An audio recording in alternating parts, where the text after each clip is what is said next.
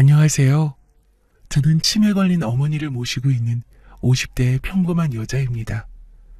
몇 달 전에 갑자기 건강악화로 인하여 아버지가 돌아가시는 바람에 정신 차릴 틈도 없이 장례를 치르고 저는 제가 맡고 있는 가게 때문에 마냥 슬퍼할 겨를도 없이 빠르게 일상으로 돌아와야 했습니다. 그런데 왜 항상 안 좋은 일은 꼭 겹치고 겹치는 것일까요? 아버지가 돌아가신 충격 때문인지 어머니는 어느 날부터인가 이상 증세를 보이기 시작했어요. 아버지는 정말 갑작스레 돌아가셨어요. 평소에도 별로 몸이 좋지 않으셔서 약을 달고 사는 분이셨는데 며칠 새에 많이 좋아지셨길래 저도 엄마도 방심하고 있었습니다. 그러다 일이 터진 것이죠. 아버지의 영정사진 앞에서 어머니는 넋이 나간 사람처럼 울지도 않고 그저 멍하니 바라보고만 계셨어요. 그런 엄마가 걱정된 저는 옆을 한시도 떠나지 않고 계속 말을 걸었습니다. 엄마 괜찮아?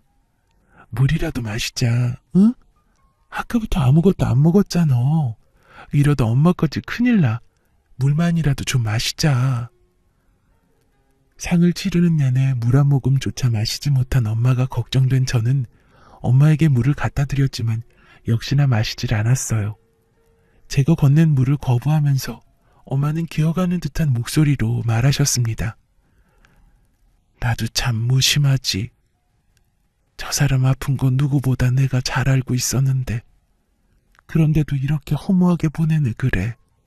아이고, 저 위에서 날 얼마나 원망할까. 자기 몸뚱아리 하나 제대로 살피지 못한 나를 얼마나 미워할까. 내가 무슨 자격으로 여기서 물을 마시고 밥을 먹고 잠을 자. 내가 무슨 자격으로. 엄마는 아버지가 자신이 무심한 탓에 제대로 몸을 살피지 않은 탓에 돌아가신 거라 생각하고 계셨어요. 제가 옆에서 계속 아니라고 말해도 별 소용이 없었죠. 그렇게 여차저차해서 장례를 다 치르고 저는 제가 운영하는 가게를 더 이상 비워둘 수가 없어서 억지로 마음을 추스리고는 일상으로 돌아왔습니다. 저희 엄마는 엄마대로 집으로 돌아가 지내고 계시고요. 그럭저럭 각자의 일상으로 돌아가 바쁜 나날을 보내고 있을 때쯤 엄마에게서 하나둘 이상한 낌새가 보이기 시작했습니다. 저는 아버지가 돌아가신 후 혼자 계신 엄마가 걱정되어 전보다 전화도 자주 드리고 많이는 아니지만 최대한 엄마를 찾아가서 시간을 보냈습니다. 어느 날 저는 가게 문을 좀 일찍 닫고 엄마와 저녁을 먹기 위해 친정집으로 갔습니다. 남편은 그날 야근이 있다고 해서 그냥 저 혼자 갔습니다. 저는 엄마가 평소에 콩국수를 즐겨 드시기에 저녁으로 콩국수를 해드리려고 재료를 간단하게 사서 갔는데요. 실컷 재료를 싸서 집 안으로 들어서니 불도 다 꺼져 있고 조용한 것입니다. 평소 같았으면 벌써 저를 맞이하러 나왔을 엄마도 웬일인지 조용하셨고요. 모든 것이 낯설었던 저는 괜스레 더 큰 목소리를 내며 온 집안에 불을 켰습니다. 자연스레 엄마의 흔적도 찾으면서요. 엄마 집에 있어? 나왔어. 어디 나갔나? 이 시간에 어딜 나갔지? 엄마! 제가 이렇게 소리치고 잠시 후 엄마는 닫혀있던 안방에서 엉거주춤 나오시더군요. 저는 반가운 마음에 목소리가 더욱 커졌어요. 엄마! 집에 있었으면서 왜 대답을 안 해?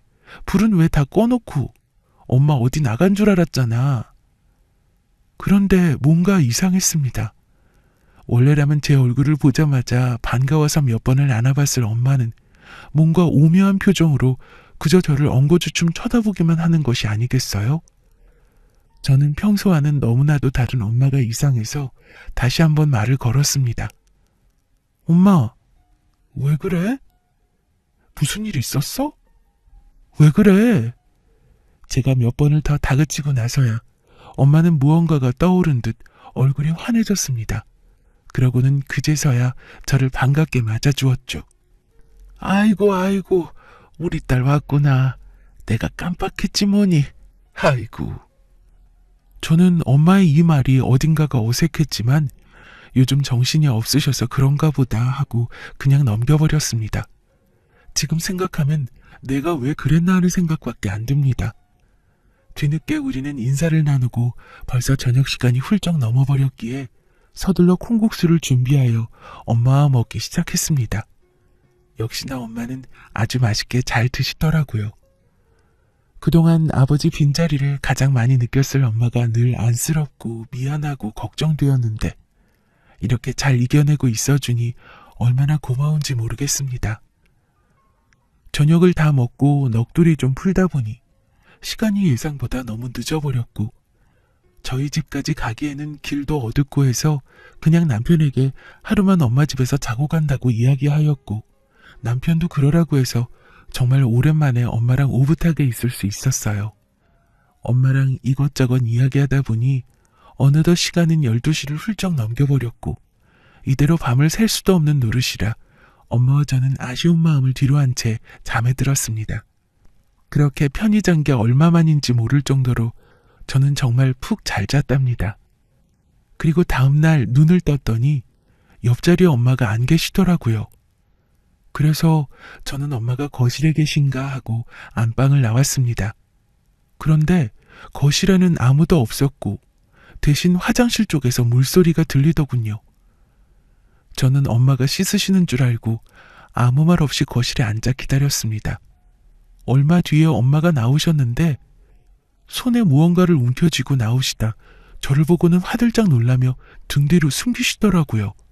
그러면서 누가 봐도 당황한 목소리로 겨우 제게 말을 하셨습니다. 일어났어? 좀 더 자지. 아니야, 오랜만에 엄마랑 잤더니 개운하게 잘 잤어. 엄마는 근데 아침부터 뭐하고 계셨어? 제 물음에 엄마는 한층 더 떨리는 목소리로 등 뒤에 그것을 더 숨기시더니 말씀하셨습니다. 아무것도 아니야. 그냥 너무 일찍 눈이 떠졌길래 누가 봐도 심하게 당황한 것 같아 보이는 엄마가 저는 너무도 이상해서 엄마에게 다가가 괜찮냐고 물으며 아까부터 등 뒤로 숨긴 그것을 뚫어져라 쳐다보다가 한순간 재빠르게 그것을 낚아챘습니다.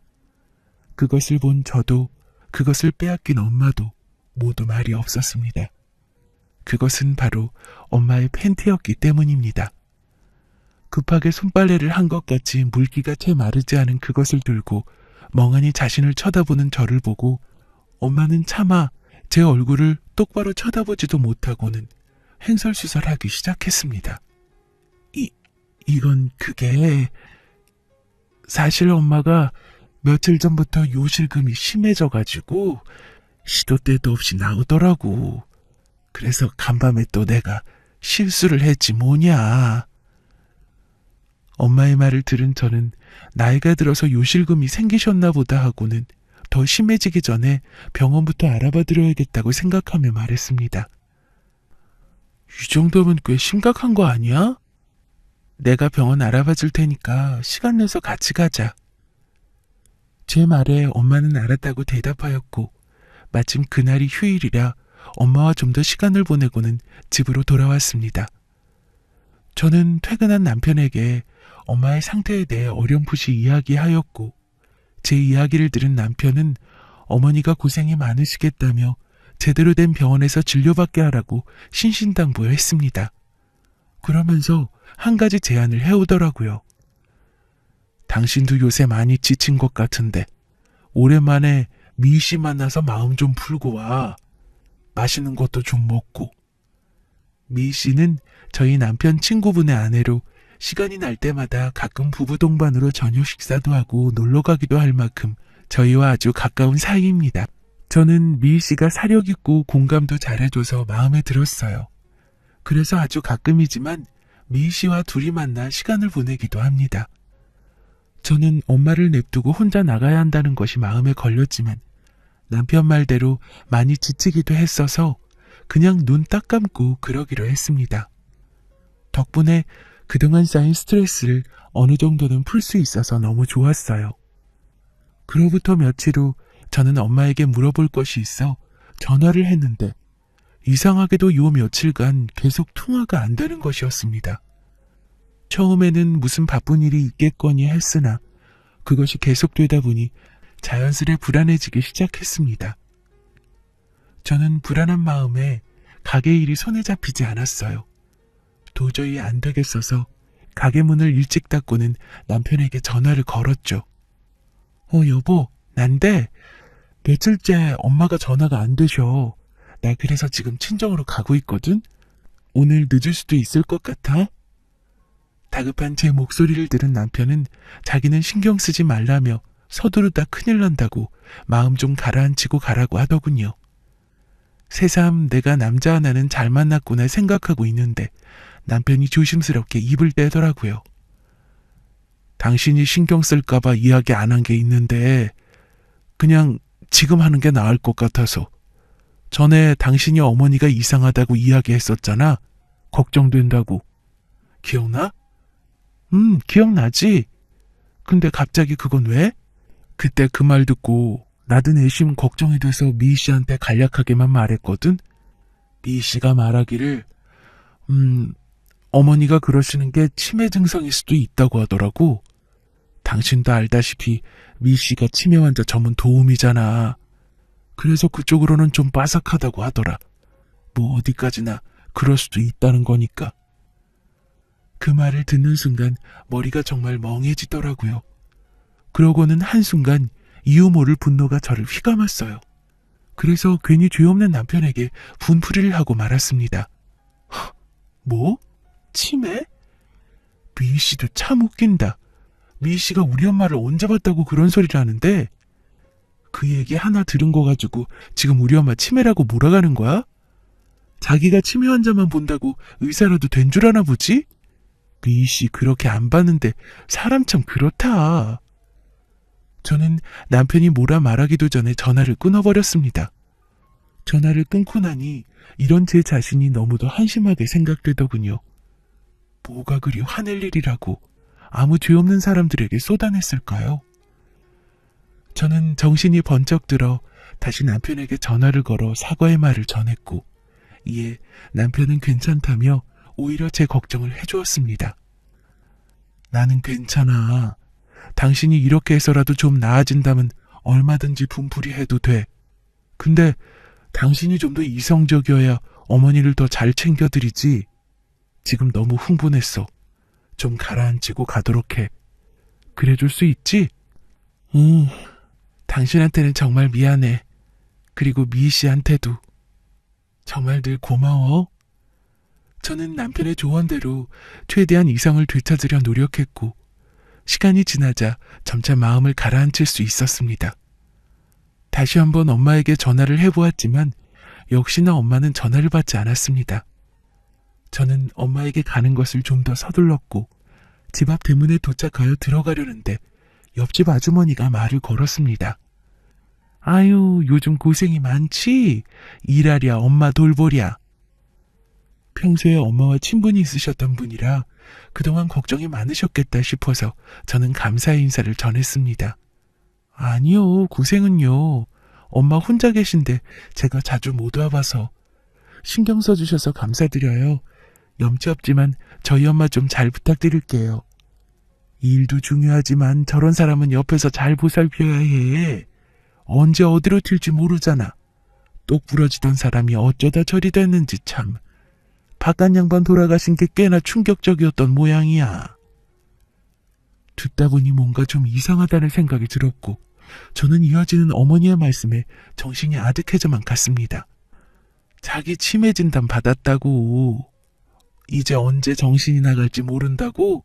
자기 좀 잘 지켜봐달라고 부탁하는 거 듣고 내가 얼마나 놀랬는지. 아니, 그래서 내가 갑자기 무슨 치매 타령이냐 물으니까 자기가 요즘 좀 이상한 것 같아서 정신 말짱할 때 병원 가서 검사를 해봤더니 글쎄 치매라는 거야. 하늘도 무심하시지. 어쩜 한 사람한테 큰 시련을 2번이나 주시나 그래. 저는 아주머니의 말이 이어지면 이어질수록 지난번에 엄마가 몰래 속옷 빨래를 한 장면과 딸을 보고도 멍하니 쳐다만 보고 있었던 장면, 요즘 따라 전화가 잘 안 되었던 일들이 주마등처럼 스쳐 지나갔고 아주머니의 말을 거의 끊다시피 하고는 허겁지겁 집으로 들어갔습니다. 갑자기 들이닥친 저를 본 엄마는 다행스럽게도 오늘은 저를 반갑게 맞아주었고 그와 동시에 안도감이 들면서 무언가를 미친 사람 마냥 찾아대기 시작했습니다. 엄마는 그런 저를 보고는 무슨 일이냐며 계속 다그치셨지만 저는 아랑곳하지 않고 온 집안 구석구석을 뒤지다시피 했습니다. 그러기를 몇십 분, 드디어 제가 찾던 것을 찾아내었고 그것을 찬찬히 읽어내려가다 한 부분에서 멈추어 스르륵 주저앉았습니다. 그것은 다름 아닌 엄마의 치매 진단서였고 치매가 확실하다는 것을 상기시켜주는 부분에서 그만 다리가 풀려버린 것이었습니다. 엄마는 모든 것을 체념하신 듯 제 옆에 같이 주저앉으셨고 한참 동안 말이 없으시다 입을 열었습니다. 한 석 달쯤인가부터 내가 이상해지기 시작하더라. 금방 봤던 건데도 기억이 안 나고 사람을 만나도 누구인지 기억이 안 나. 길을 걸어도 여기가 어딘지 어디로 가는 게 맞는 건지 순간순간 기억이 안 나더라. 그래도 그때는 잠깐 동안만 그러고 말아서 단순히 건망증이겠거니 했지. 내 나이도 이제 71살이잖냐. 근데 그게 가면 갈수록 심해지는 거야. 내가 전에 이불에 신뢰했던 것도 다 이것 때문이었지.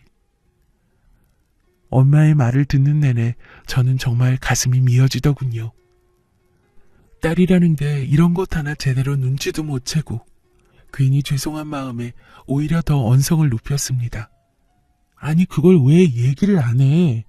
엄마한테는 이제 나밖에 없는데 나한테도 이제 친가족은 엄마밖에 없는데 왜 그걸 꽁꽁 숨기고 말을 안 해? 그러다 엄마까지 잘못되면 나는 어떡하라는 건데. 숨길 거면 들키지나 말지. 결국 이렇게 될 거 왜? 너무 분하고 억울해서 울음이 터져나왔습니다. 한평생 아버지와 저만 바라보고 사셨던 엄마인데 뭐가 그렇게 미워서 자꾸 엄마를 괴롭히는지 제가 거의 악을 쓰다시피 내지르는 것을 보고 엄마는 안타까우셨는지 눈가에 눈물이 맺히시더라고요. 그러고는 애써 담담한 척 이야기하셨습니다. 그게 바로 엄마라는 거야. 너도 알 거 아니야. 엄마는 자식이 슬퍼하면 그보다 몇십 배는 더 아프고 슬프다는 거. 네가 나 같은 상황이었어도 똑같이 했을 거면서 뭘 그렇게 악을 쓰니. 괜히 기운만 빠지게. 난 괜찮아. 따뜻한 차 한 잔 마시련? 엄마의 말에 저는 어느 것 하나 반박할 수 있는 것이 없었습니다. 저도 엄마니까요. 지금은 훌쩍 커버려서 더 이상은 제 손을 필요로 하지 않지만 어느 곳에 있어도 늘 눈에 밟히는 자식이 있으니까요. 엄마의 말씀대로 만약 제가 엄마와 같은 상황이었어도 저도 똑같이 그랬을 거예요. 그걸 알기에 더욱더 엄마가 안쓰러워 보였습니다. 지금 혼자 얼마나 무서울까, 두려울까 싶은 마음에 저도 모르게 엄마를 꼭 껴안았습니다. 그리고는 울음 섞인 목소리로 겨우 말을 꺼냈죠. 엄마, 이제 나랑 같이 살자. 내가 엄마 지켜줄 테니까 나랑 살자. 같이 살자. 응? 어이구, 너는 너 혼자만 사냐? 진서방은 어쩌고 나랑 살재? 진서방은 괜찮아. 내가 부탁하면 분명 그러자고 할 거야. 그러니까 걱정 말고 같이 살아. 엄마는 혹여나 딸 자식에게 폐를 끼칠까봐 망설이는 듯 하셨지만 저는 당장에 필요한 물건들만 챙기기 시작했고 이런 저를 보시더니 끝내는 포기하신 듯 거들기 시작하셨습니다. 남편에게는 전화로 자초지정을 설명하고 정말 미안하다며 계속 사과를 하였고 남편은 오히려 잘 됐다며 자기도 걱정되던 참이었다고 조심히 모시고 오라는 말만 하더군요. 다시 한번 남편에게 무한한 감사를 느끼게 되었습니다. 정말 이 남자 없었으면 어쩔 뻔했나 하는 생각이 요즘 수도 없이 듭니다. 그렇게 엄마는 저와 남편과 같이 살게 되었습니다. 집 구조도 엄마가 좀 더 편히 쉴 수 있도록 손보고 엄마가 쓰실 방도 만들었습니다. 한동안은 별탈 없이 잘 지내는가 싶었는데 아니나 다를까 엄마의 증세가 점점 심각해지기 시작했습니다. 엄마를 옆에서 계속 지켜보기에는 저도 남편도 일을 하는 입장이라 불가능해서 걱정이 이만저만이 아니었습니다. 그러던 와중에 남편이 귀가 번쩍할 만한 제안을 하더라고요. 여보, 내가 생각해봤는데 아무래도 장모님 혼자 두시면 너무 위험할 것 같아. 그래서 말인데 아무래도 집에 도우미 한 분을 모셔야 할 것 같은데 당신 생각은 어때? 도우미? 있으면 당연히 좋지. 옆에서 계속 있어주신다면야 걱정도 덜하고. 근데 제대로 된 분을 알아봐야 하는데. 제 말을 들은 남편은 기다렸다는 듯이 말했습니다. 그건 걱정 마. 미희 씨한테 맡기면 돼. 당신도 미희 씨 좋아하잖아. 착하다고. 아, 등잔 밑이 어두운 법이란 말이 딱 맞더라고요. 마침 미희 씨가 치매 환자 케어 전문 도우미 일을 하고 있고 저와도 친분이 있으니 딱 맞겠다는 생각이 들었습니다. 그래서 저는 당장의 일을 진행시켰고 미희 씨는 이튿날부터 바로 출근했습니다. 지금 생각해보면 그러지 말았어야 했는데 왜 그랬을까 싶습니다. 저는 미희 씨에게 몇 가지 주의사항만 당부하고는 엄마를 맡기고 전보다는 마음 편히 일을 나갔습니다. 모처럼 마음 편히 일을 하니 장사도 더 잘 되는 것 같더라고요. 미희 씨는 예상했던 것보다 훨씬 일을 잘해주는 것 같았습니다. 엄마가 다치는 일도 없었고 사고가 나는 일도 없었습니다. 엄마도 한결 편해 보이셨고요. 고마운 마음에 남편도 저도 자주 미희 씨와 함께 저녁을 먹었고 미희 씨는 우리와 함께 저녁을 먹은 뒤에 퇴근을 했습니다.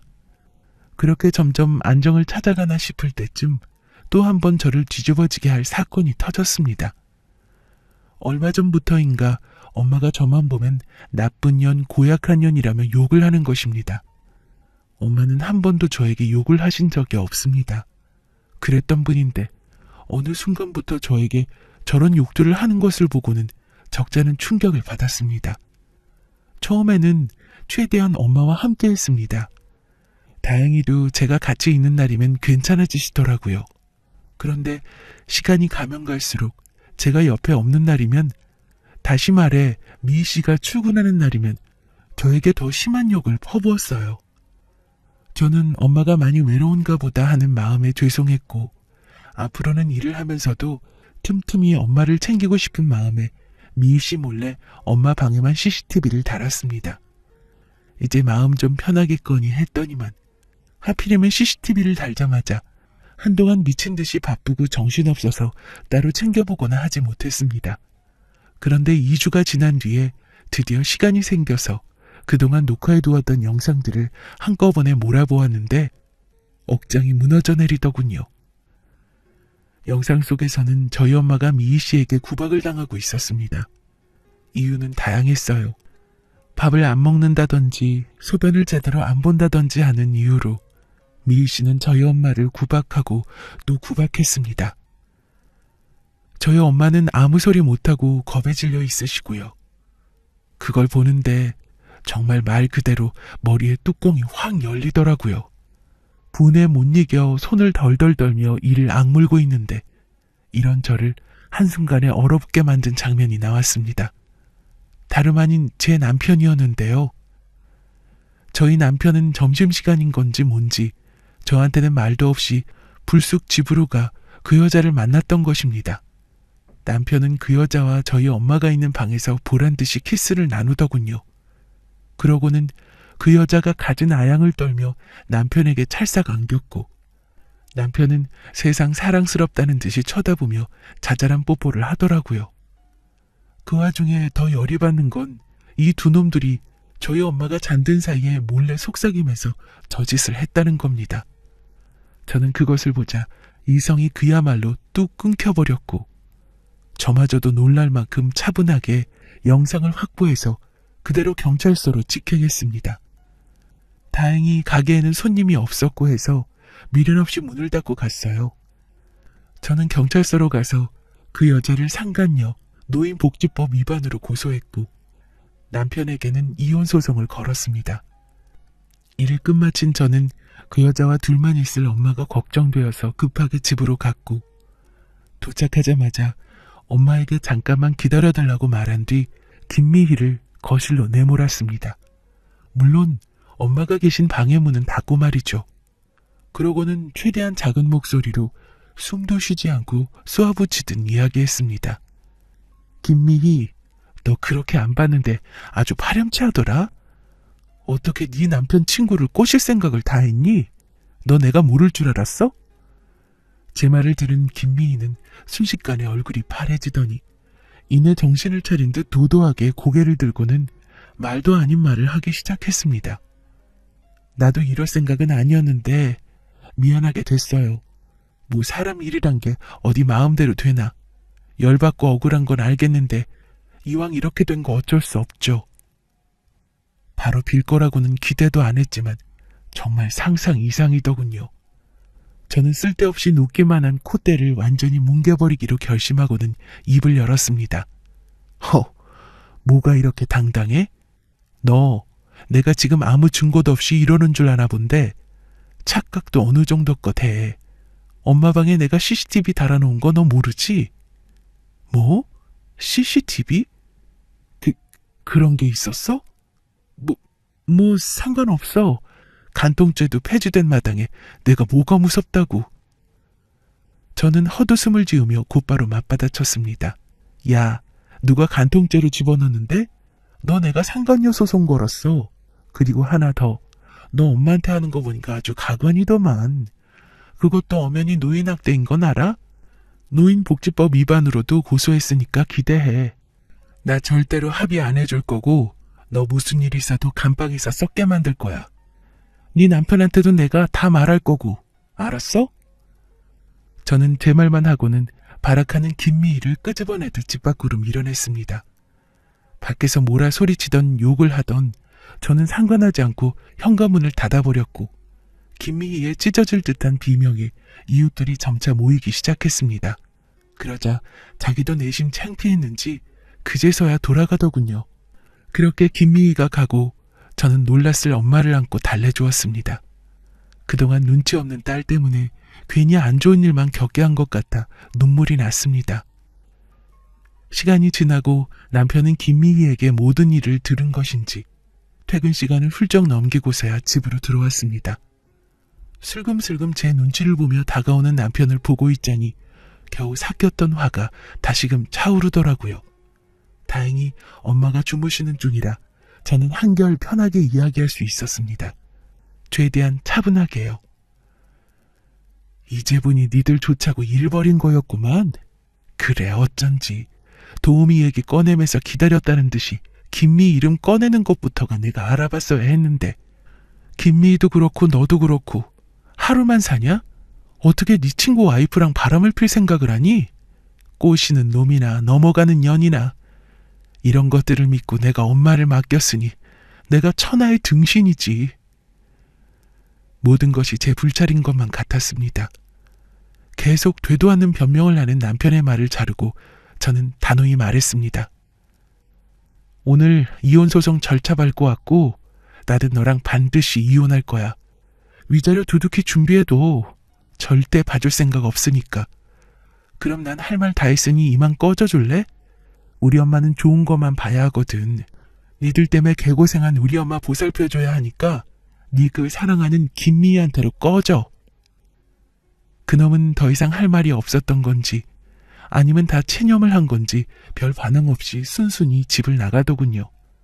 드디어 폭풍이 다 지나가고 순간적으로 다리에 힘이 풀린 저는 한숨을 쉬며 소파에 털썩 앉았습니다. 잠시 후 자고 있을 줄 알았던 엄마가 슬며시 나와 제 옆에 앉으시더니 말했습니다. 고생 많았다. 고생 많았어. 이제 다 끝났다. 다 괜찮을 거야. 그 순간만큼은 엄마가 원래대로 돌아온 것 같아서 저도 모르게 엄마에게 안겨 펑펑 울었습니다. 그 일이 있고 난 후 결국 김미희는 법정에서 완전히 뭉개졌고 징역을 살게 되었습니다. 제 남편이었던 그 남자는 저에게 이혼을 당했고 위자료를 어마어마하게 물어주었고요. 김미희가 나가고 난 뒤부터 엄마는 제게 다시 욕을 하지 않으셨고 가끔 저를 잊어버리고는 하지만 그럴 때마다 옆에서 제 존재를 확인시켜드리고 있습니다. 위자료도 두둑히 받은 덕에 저는 맡았던 가게를 처분하고 온전히 엄마와 시간을 보내는 것에 집중하고 있습니다. 엄마도 전보다 훨씬 밝아지셨고 저를 정말 잘 따라주십니다. 사람들은 이런 절 보고 힘들지 않냐며 안쓰러운 표정을 지어 보이지만 저는 지금 이 나날들이 너무 편하고 좋습니다. 지금까지 제 사연 들어주셔서 감사합니다.